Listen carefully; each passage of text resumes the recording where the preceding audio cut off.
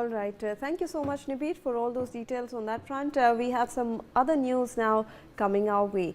The BJP has in fact written a letter to the Chief Election Commissioner alleging incitement, intimidation and threats by the West Bengal Chief Minister.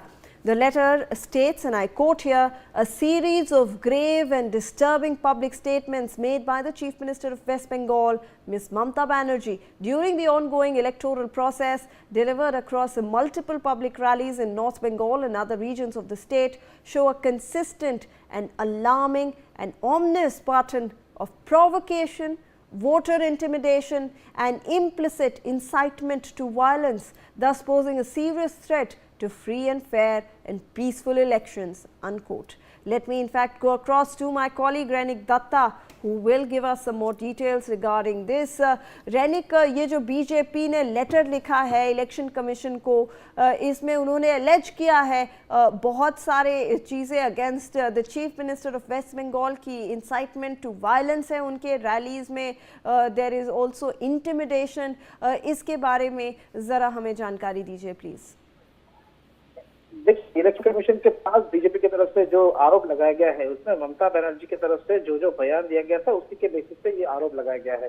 BJP की तरफ से आज जो delegation team जब election commission के office में पहुंचे थे उनकी तरफ से जो चिट्ठी दिया गया है इलेक्शन कमिश्नर को, उसमें मेंशन किया गया है कि ममता बनर्जी की तरफ से 25 मार्च को मैनागुड़ी में जो पब्लिक मीटिंग एड्रेस किया था उस टाइप पे ममता बनर्जी की तरफ से भड़काऊ बयान दिया गया था, जिसमें साफ कहा गया था आई डोंट सपोर्ट बीजेपी, इस तरीके का रिमार्क किया गया था। इसके अलावा भी नक्सलवाड़ी में जब उनका पब्लिक मीटिंग चल रहा था उस दौरान ममता बनर्जी की तरफ से मेंशन किया गया था कि आपके घर में जो भी सामान है उसको लेकर प्रोटेस्ट में बहाल चलाइए, ऐसा बयान दिया गया था। और इसी को देखते हुए बीजेपी का कहना है कि ममता बनर्जी की तरफ से जो बयान दिया जा रहा है वो बयान एमसीसी लागू होने के बाद इस तरीके का बयान नहीं दिया जा सकता, एमसीसी का उल्लंघन हो रहा है। और उसके साथ साथ ही ममता बनर्जी का बयान के बेसिस पर पश्चिम बंगाल में इलेक्शन के दौरान जो लॉ एंड ऑर्डर सिचुएशन वो बिगड़ सकता है, ये बीजेपी का कहना है। और इसी वजह से इलेक्शन कमीशन के पास उन लोगों की तरफ से अपील रखा गया है कि ममता बनर्जी के खिलाफ में सख्त से सख्त कार्रवाई किया जाए, ऐसा बीजेपी की तरफ से सबमिट किया गया है।